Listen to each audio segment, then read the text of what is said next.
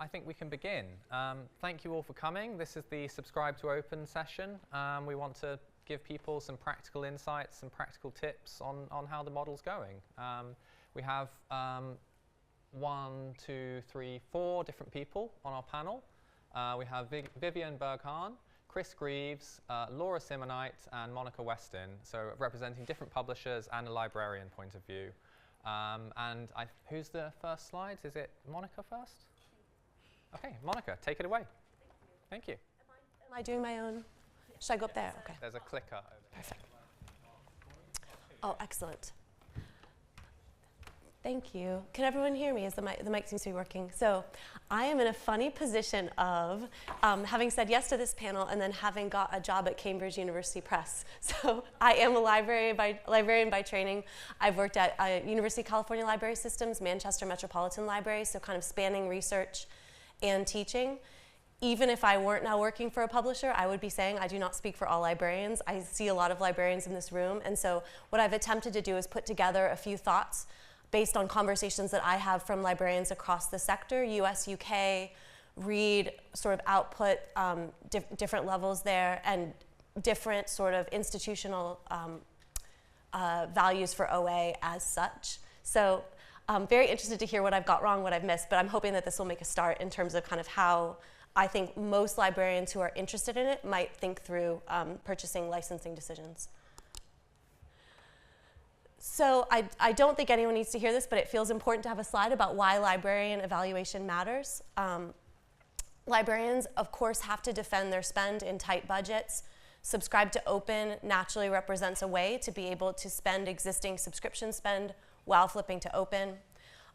Librarians need, in this era of needing to defend budgets and needing to defend what they're spending, really good data to be able to do so. I'll talk a little bit more about that.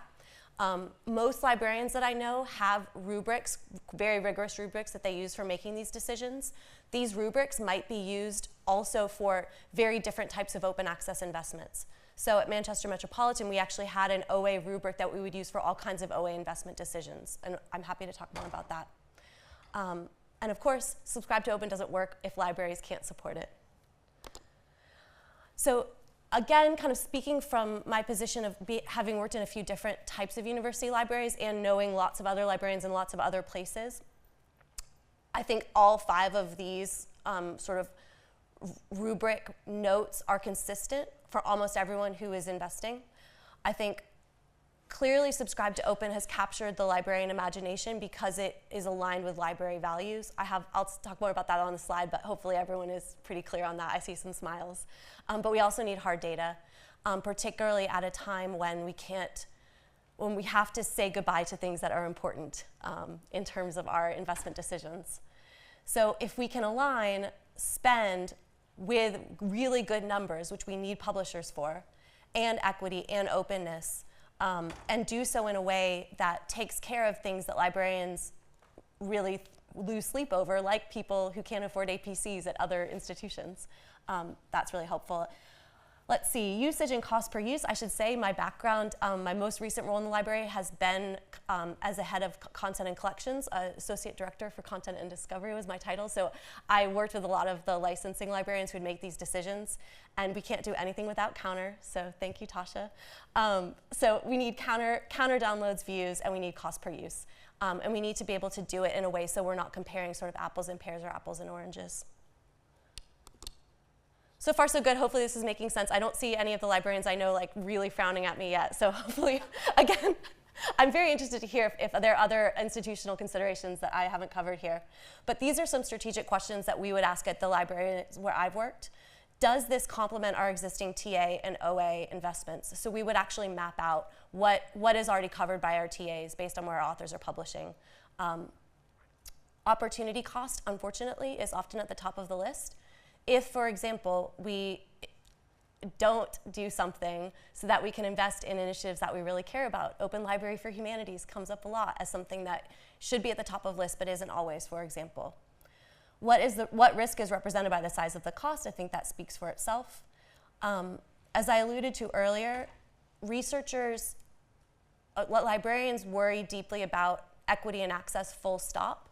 And there's a very strong sense that even if we have coverage through our own TAs, through our own agreements, we're very lucky in the UK to have JISC to kind of make sure that we have options for agreements that basically work. Other researchers don't, other authors don't, and so this is something that really matters. Is the publisher pricing, logic, and participation data transparent? This one is huge. Hopefully all the publishers in the room, publishing people know this.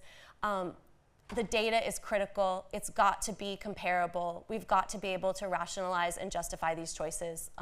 There's already so much work that needs to be done to make difficult trade-offs that if we don't have transparency, that would often be a decision in a lot of libraries to not invest in something if there's not a transparent structure.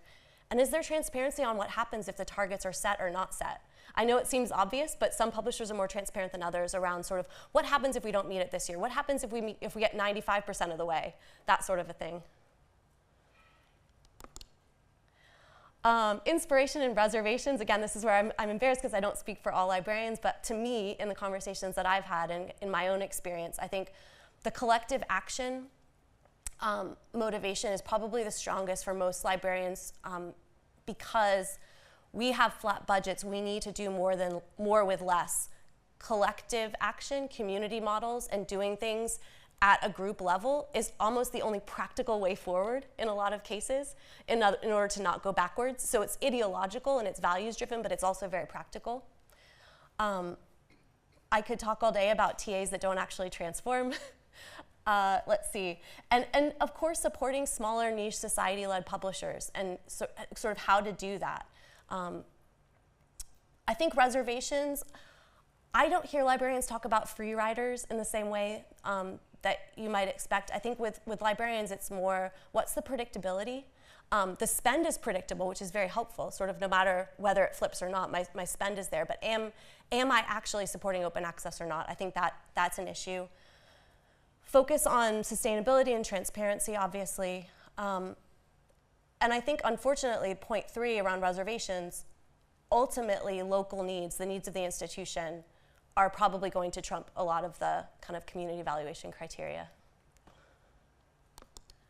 I was told I had 5 minutes. I think I've stuck to that. Thank you so much.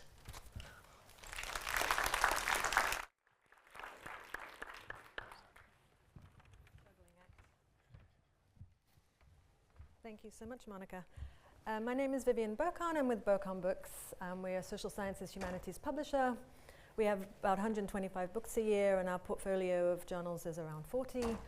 Sort of my presentation is a little bit to sort of take what Monica was talking about and to talk about how we use that to think about what then makes a good subscribe to open collection. Sort of our experience comes from Burkhan Open Anthro, which is a subscribe to open collection that we started in 2020. We started in 2019 with sort of the initial conversations very early on following annual reviews. And we were able to launch 13 journals open access in 2020. And since then, we've been able to publish open access every year and have grown the collection to 16 journals, 2 of which have come from societies. One in particular left its sort of very large corporate publisher with a read and publish approach to OA to join us because Subscribe to Open was very much values aligned for them and their mission, and their membership actually voted and pushed for it. So we've had a number of years of experience. We've seen the community of Subscribe to Open grow, and there's been an amazing sort of collection of combined knowledge and wisdom and mistakes and questions that have come together. And we've used that now to think a little bit about how can we expand our program. So of course, because of how we worked with our Open Anthro collection, other journals in our collection were coming to us and saying, oh, this sounds great, and how can we be joined? Is this appropriate? And for some journals that we publish, some very kind of specialist humanities, all of our journals are very specialist, but particularly specialist humanities journals where it wasn't quite appropriate, maybe even open access isn't at this moment a particular priority. But there are other journals, politics, history journals, that really felt that open access was important to them, but with the same problem as our anthropology community, which is there's no money for APCs, there's very little funding, how do we go about it? So we started to think about what have we learned, and essentially, you know, what is it we're seeing from the library community that's important, and how do we use that to sort of create a criteria that not only identifies those journals that would be appropriate, but what would be a collection that would work? Because what we found very much was that the collection approach, albeit a very kind of focused collection, really helped us have a message for librarians and really helped us pull together subscriptions where they may have been subscribing to a majority, a minority, and that then became sort of a very compelling reason to then upgrade. And it's actually thanks to those collections, which tripled in the time that we started in 2020 to now, that we had a sort of stable baseline that also helped us plan and helped us evolve the model as we went along. And so sort of that really informed the idea that it was important to us to think in a collection in a cohesive way, especially as part of rallying the field and the faculty, which obviously anthropology is one discipline, and now when we think about a multidisciplinary package becomes a little bit more challenging. One of the biggest takeaways from us kind of comes from the S2O process, right? So this is essentially, for those of you in a small single collection sort of title level subscription world, this is the old school building your subscription one at a time outside of the big deal world. So for most of you, this is quite familiar. For some who live in a different universe than those of us who are smaller, where big deals kind of rule, this is a little bit foreign. But essentially the take-home point is the importance of relevance. So Monica touched on how librarians make decisions, and obviously faculty support and faculty need remains key. And for us, especially as a small publisher, we don't have the big sales force, although we've worked a long time with Knowledge Unlatched to help us sort of expand our reach. Really, faculty support and advocacy has been key, and we found how important that is. So when we were having conversations now with the journals who were very keen, and we were trying to assess where, would they be a right fit, support, engagement was really key. It was really very much a conversation of we're in this together. And this also very much was behind our Berkon Open Anthro initiative. We really had a strong collection of support from the discipline in this case, because they were also rallied by this idea that this could actually make quite a difference for anthropology as a field, and thereby also sort of bleed into the other disciplines. So with that, we've now created our Berkon Open Society collection, which is a combination of our politics, history, and sort of cultural media studies journals. But this isn't all of our journals, and we did then put together a list of qualitative as well as quantitative criteria that we went through and ranked these journals against. I mean, obviously OA relevance was an important one, interest, but there were other sort of qualitative elements around scope, the importance of OA, and really, are these journals where being available to a wider audience matters? I mean, obviously we think so, that's why we publish them anyway, but in a way that can really make the case that being open access is that extra step that's needed. So obviously scope is then important. Authorship is another piece, so really looking at what role can it be to offer an APC-free approach for scholars based on where their region, their tier, are they early career scholars, where they are in the world. Even in well-funded regions, we know that even funding within institutions can be very variable. So a number of sort of factors there come into mind. And then again, editor engagement, how engaged is the board? As we all know, editorial boards can have a whole gamut of, range of sort of engagement, and sort of using this above all as a way to say, okay, if we're going to do this, let's use this as a way to come together and really re-energize. If they're not engaged as they should be, then this is their moment to step up and become engaged. So then obviously there were quantitative measurements that we used, and those also really were down to the point of needing to really drive home the kind of ROI of the collection and the journal in very quantitative terms, because we know that, again, Monica touched on all of this, as sort of there is this element of values alignment and the qualitative elements that are driving this, but there are real quantitative elements. So really continuing to show that these journals can stand on their own and can really stand up to scrutiny along the lines of some of the critiques we've also heard about S2O more generally. And so this is something we take seriously. And I think, obviously these are elements that aren't unique to S2O. It's generally, the grounds of running a solid journals program. And I think that's always the argument we keep making, is that S2O follows the principles of just good publishing generally. This happens to be an amazing outcome if we can get it to do, go, and if we can get it to work. but what really stands behind it have to be fundamentals that are strong. And so this is sort of something we continue to go back on and we'll continue to work on. So we're launching next year, and wish us luck. We're trying again with another 3-year collection, very much in the spirit of Karl Popper. We think these journals are just as important, more important than ever in a time like this. So we'll keep you posted and let you know how it goes. Thanks.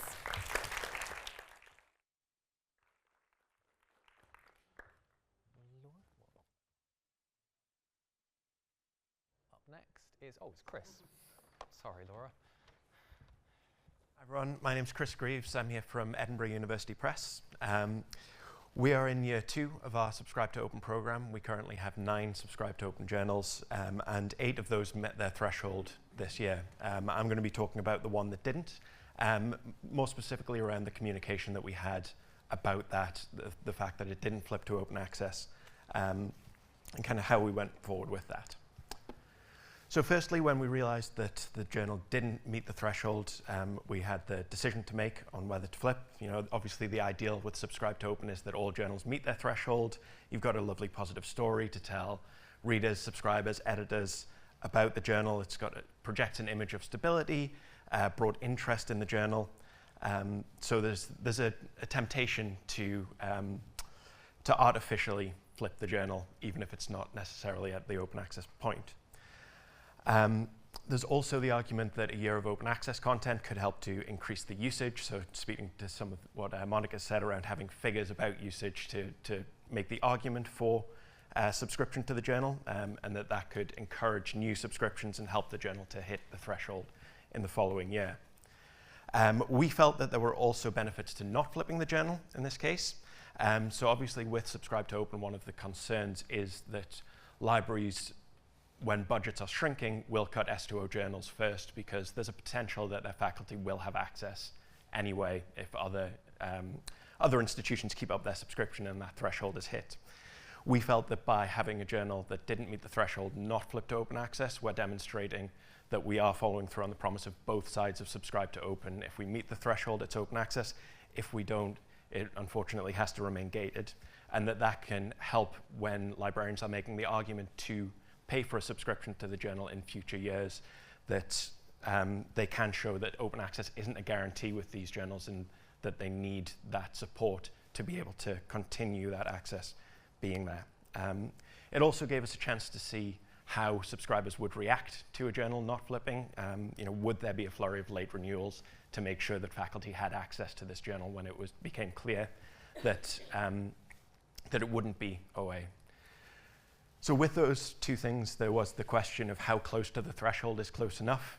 You know, that's obviously a balancing act. I'm not going to talk about specific numbers. We felt that the benefits of not flipping plus how far we were from the threshold meant that it made sense for this journal not to flip in the end.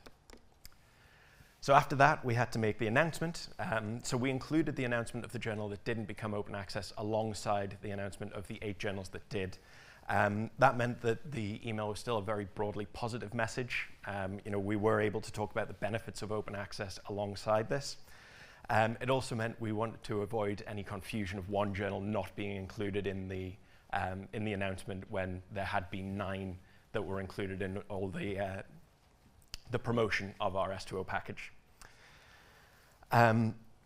We didn't try to hide the fact that one journal hadn't met the threshold. We didn't try to sugarcoat it, you know, stuck to the facts and stayed fairly brief about that fact in the announcement. Including it in that announcement also allowed us to encourage late renewals and subscriptions, to say, you know, your faculty aren't going to have access to this one journal if you don't renew. Here's how you can do that. Within 2 weeks of that announcement, we did have 3 more subscriptions to the journal, 2 of which had subscriptions in previous years. So there was some evidence that some institutions were potentially waiting for, in the hope that they would their faculty would get access to the journal without necessarily having that subscription. We also had to communicate the situation to the editors, which is quite an awkward conversation after having sold them on the benefits of Subscribe to Open as a model. The first thing we did was we flagged this to the editors before the threshold deadline came. So a couple of months before we hit that point, we got in touch with them. We said they're not quite on track to hit the threshold that we hoped. This allowed them to have a late push for new subscriptions to talk to their own librarians if their libraries weren't subscribed, but it also meant it wasn't a surprise after the threshold when we got in touch and said, unfortunately, it's not going to be open access this year. As with the communication to institutions, we tried to avoid any negativity and provide as much information as possible. So we discussed factors beyond Subscribe to Open and the quality of the journal that could have led to these non-renewals. We're very open that Subscribe to Open may have been a factor. At this point, we hadn't had those renewals to be able to talk about. But we did talk about other aspects, and this allowed us to have a very open discussion of whether the journal would stay in our S2O program for 2026. So we're not imposing S2O on any of our journals. This has always been a conversation with editors about whether they want to be included in that. Looking ahead to our 2026 renewals, as with any journal, we're on the lookout for new subscribers, for new institutions where the journal could be of interest to the faculty. We're also talking to lapsed subscribers for the journal, highlighting the fact that this journal could be open access. It could be if there's that promotion, but it didn't reach enough subscriptions for last year. So again, talking to what Monica mentioned of making that argument for the subscription, that to have access, you need to support this journal. We focus on the quality of the journal and the benefits of S2O, and the fact that open access is not a guarantee with this program. Luckily for us, there has been a significant increase in usage of this journal this year, even without the open access content. So we're able to show that it has a strong reputation and a good value to the community, even without being open access. In our general S2O renewals, we're also flagging that in our general S2O emails, we're also flagging that this journal didn't flip. So we're thanking the subscribers who helped to make all of the other journals open access, but also noting there is one that hasn't hit that threshold. If you don't support these journals, they aren't necessarily going to be open access. So kind of having a thank you and an encouragement to continue that level of support. And in both cases, both when we're talking about this journal specifically and more generally about our S2O program, we are trying to present a really positive message about Subscribe to Open, about what we see as the benefits of the program, as well as the benefits of all our journals. And that's all I have there. So thank you.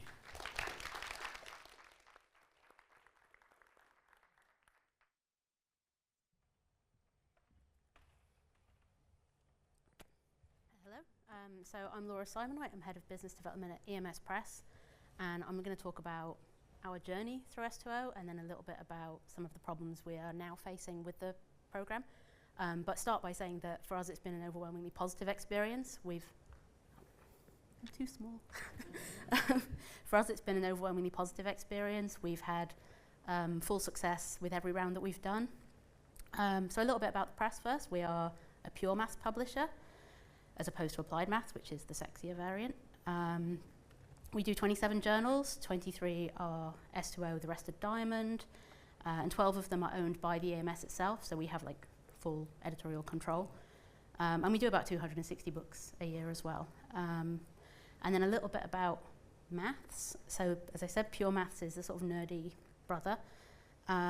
Most universities will have a maths department, but it's a small department. They'll have a couple of mathematicians tucked away in a belfry somewhere with their chalkboards. So the usage is low. And on top of that, there isn't a lot of funding in the discipline, so APCs were always out of the question. We had to find another path. There we go. So you can see, I'm not going to talk through the whole timeline, but you can see that up until 2020, we had almost no open access at the press. We had one Diamond journal, and that was it. And in 5 years, we managed to bring our entire portfolio through to fully open access using Subscribe to Open. So it's been a really successful model for us. It's been very quick. It's been understood by all of our editors. All of our team are on board. It's been very positive for us. But there have been some challenges, and we're still facing a lot of these. And the first one is awareness and understanding. So when we first launched the program, academics definitely didn't know what S2O was. Librarians barely knew. And so we've had to do a lot of work to make sure that people understand how the model works, what it means, what it doesn't. But as more people become aware, more publishers are taking it on board, and it's becoming more complicated as a model. What started as something very simple, if you subscribe and we make enough money, we can make it open access, has now become, and maybe these articles will be free if you pay. And there's lots of variants that people have, and they're all great, but it does make it harder to explain what we do. Another big challenge that we face, and actually it's getting worse, is inflexible funding structures. So most institutions have an open access pot that is for APCs. They can't use, even though our subscriptions generally cost less than an APC, you can't take that APC spend and put it on a subscription. It's not possible. I don't know why, but it isn't possible. A lot of national spending is locked to APCs, locked to we want to pay to get open access, not we want to pay so we might get open access. And private funders have their own requirements, again, usually for immediate gold open access, which we don't want to endorse. We offer green. We always offer that green route to open access, but it wouldn't be viable for us to go down a gold route. And the one that we're struggling with at the moment is journal acquisition. So lots of journal editors and owners really like Subscribe to Open and they like how we're doing it. And they come to us and they say, we want to move from X to U, but we can't because we have a hybrid journal, we're tied up in a big package, and we don't have any of our own subscribers. So currently we're trying to figure out how to unpick them from there and bring them into our program and launch them as an open access journal sustainably, because I'm sure you all know it's very hard to add new subscriptions in the current environment. So finding a way for them to join the program sustainably is a challenge. And that's actually everything from me. I wanted to be quite short and sweet with it. So.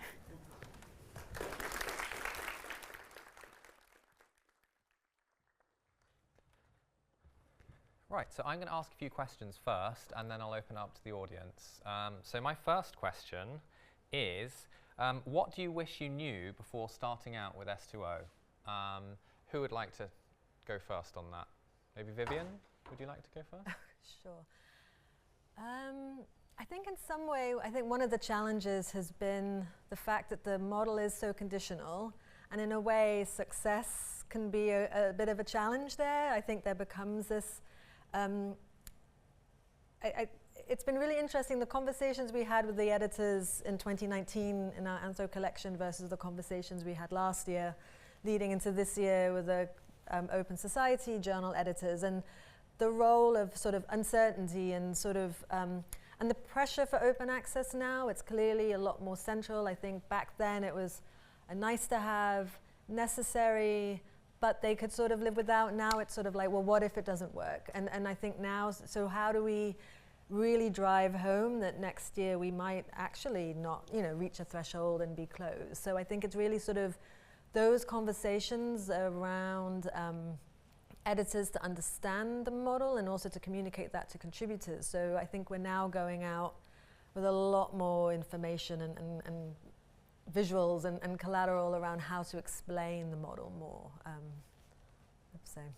Great. Laura, would you like to respond to that? I think for us it would be that sort of systematic locking in of funds and the financial constraints that institutions have around how they can spend their open access pots. I think we were quite naive and we assumed that if it's money allocated for open access, it can be used for any open access initiative, and actually it really should be not classed as open access money, it should be classed as APC funding, because functionally that's what it means. Mm-hmm. So I think we perhaps, were a bit naive coming to the model with that. And Chris?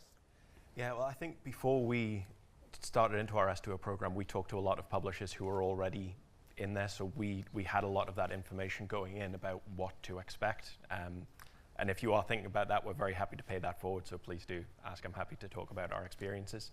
I think one of the things we could have put more consideration into is how to structure the contracts for authors where you don't know if the journal is going to be open access or it's going to be behind a paywall, and getting that contract ready so for either eventuality, really. Okay, let's get into some serious criticism now. What are the pros and cons of S2O? And let's hear some cons. I can have a go. So I think the free rider kind of con is wildly overstated. To me, the major con is I want to know as a librarian, but probably also as a publisher, if what I'm doing is open access or not. That ambiguity has financial problems. It is an issue of where it goes in the budget, but I mean, one of the reasons that Cambridge University Press doesn't have plans at the minute is the board is completely convinced that open access is the way forward and creating models that go open and don't go back. And I think that it's always something that detracts from the excitement. I got to start with the obvious one, sorry.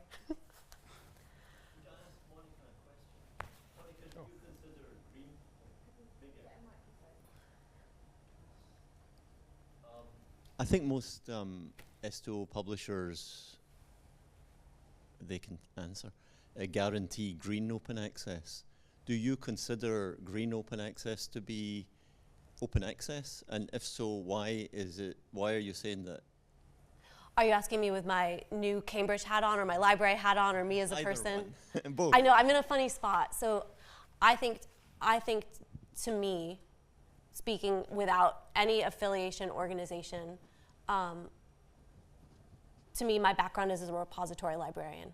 My background is running university. My first library job was doing university open access policies before Plan S. That still very much excites me. I think there are some real fears in the publishing space right now that just green OA is a way of stepping away from models that might be truly transformative. And I think librarians feel stuck in the middle of that. I don't know is that waffly enough for you? You can see the line I'm having to walk from my background and my current role. I think I will say, I think there's a space for a lot of different models, and I think Subscribe to Open is an incredible one. I think it's obviously annual reviews is an exemplar. I think as a con, speaking for the con, I think it's we can't get away from the fact that it's not predictable, and so that would be my answer for that. Just to clarify, that was a question from Richard Gallagher, Annual Reviews. If everyone could introduce themselves when they speak. I would say one of the challenges, if that's a con, is usage and how sort of, no offense, Tasha, with Counter, there have been a lot of developments in Counter, but I think, one of the challenges we have around the sort of, the value proposition is around usage and how OA isn't captured. And how do we build that into the usage that we're using to show clear value? And alongside that, sort of therefore the need for us to continue to host these journals on expensive platforms with bells and whistles that add to the costs, which means the sustainability, has a higher threshold every year. Whereas, if we could put it on OJS or, some of them more maybe, a platform where the sort of the bells and whistles weren't so vital, I think that would also help us make the model even more sustainable. So it's sort of, we're caught in between these two worlds in a way, right? And we have to play to those really important metrics, but to do so is very cost and time intensive and also incomplete. So it's sort of this tension that we find ourselves in as a sort of a model that's working in these two worlds. Laura? This is going to sound like a bit of a job interview answer, so sorry, but I think it's a victim of its own success in some regards, because I think that we all know that if a subscriber is lost, it's quite hard to gain them back. And so if your journal is doing well and it's opening every year, but you're sort of losing subscribers gradually, you might drop below that threshold, and then it's hard to get back up. I mean, maybe you can speak to this a bit more. You've got a journal that hasn't flipped, but I think it's a risk for all S2O journals that they drop below that threshold, they close, and they don't come back up because adding subscriptions is so hard in the current environment. But I would also say that because we're, as a community, and I'm just going to say as a community of practice, we're not necessarily very confident asserting that access to the journal is what you're paying for. We want to add lots of benefits to try and ensure we do keep those subscribers. We're quite nervous about losing subscribers for the reason I've just said. That I think, a con is that it's becoming complicated, and it doesn't really need to be. It's, if you want access, you need to subscribe. And perhaps that's something we need to get back to, I don't know. Yeah, I think in terms of gaining subscribers back, I could probably talk to this better next year. When we've got a journal that hasn't flipped, and then hope that it has flipped next year. We did have some late renewals, as I mentioned. That would, I believe that where those late renewals put us, we'd have still had a decision to make about whether or not to flip, although it would have been a bit closer to the threshold anyway. I think from my side, in terms of the cons of the model, and it's very much building on what you've said there, Monica, is the unpredictability, but from an author's perspective as well, where authors have funding that mandates open access or certain types of open access. If they're trying to choose a journal to submit to, and it's maybe I'll need to take some of the money out of my funding pool for this, maybe I won't, that can be sort of a consideration of where to submit, and that there could be a knock-on effect on the submissions. We've not seen that with any of our journals, but I feel like it's a potential question that would come in for authors. Now I see we have someone in the audience from DOAJ. I was going to ask, I've seen quite a differential approach between the publishers in their engagement or not with DOAJ. Could you speak to that? Because I noticed that Berghahn has their journals applied to DOAJ and are in DOAJ, whereas Edinburgh University Press is not yet. Or could you speak a little bit around your reasoning and how and why the decision making going on there? Yeah, I think we're a little bit late to the party on that one.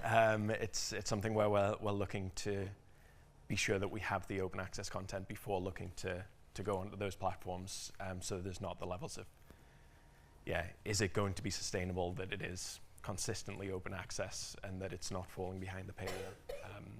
So yeah, I think it's about making sure that there's that level of clarity. Okay. And Vivian?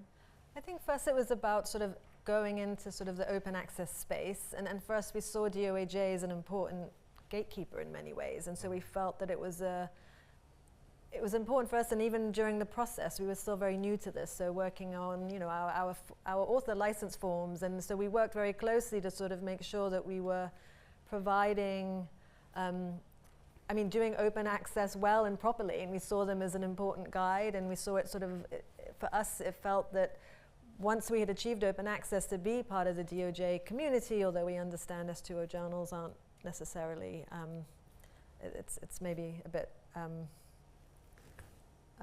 can't even find a diplomatic word, challenging. I think there's some discussions about whether or not S2O journals belong in DOJ or not. But for us, I think we felt that it was important once we were there to show that we are legitimately open access. Also, a publisher like us, we're not a university press, and I think if people don't know us in certain fields, it was important for us to continuously drive home that we are a legitimate publisher, and we've followed all the important guidelines, and that what we're doing then is trustworthy and what have you. So it was a really important way to sort of partner with what's seen as an important partner in open access publishing. Laura, do you have any views on DOAJ and EMS Press? We're in it. You're in it? Yeah, okay. No, it felt like it, as Vivian said, it felt like an important flag that these are truly open access journals at the moment. And Monica, I wonder if you have an opinion from a librarian point of view about whether you'd like to see S2O journals in DOAJ or not. Well, I used to apply for DOAJ inclusion for all the university-published journals at the University of California, so I actually remember the application very well. And there is a bit where it says, is every single one of your articles, including non-research content, open, full stop? And so I think I'm a huge fan of DOAJ, and I think, and Judith Barnsby was the person, of course, I always worked with, and I think the guidelines are excellent, and every publisher should adhere to their guidelines, and the exercise of going through it makes good sense. I'm glad that Bergen's in there. I think it's just making things really, really clear for authors, for people who are using it, sort of what that actually means year to year. I don't know if you can speak to how DOAJ kind of handles it on your side for subscribe to open journals. We have recently... If you could introduce yourself as well before you speak. Hi, I'm Lena.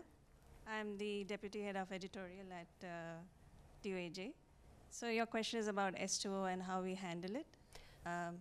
We have recently introduced flags, S2O labels for S2O journals specifically, just so that the community is aware that this is a S2O journal. And we have a dedicated, my colleague who's actually looking at it, because we are still monitoring it, keeping an eye on it. And I think it's a lot of work for us on our side. So thanks for raising it, because I think somebody needs to actually look at it and make sure that the publisher lets us know whether it's S2O this year or it's not. So we rely on that communication from the publisher. So.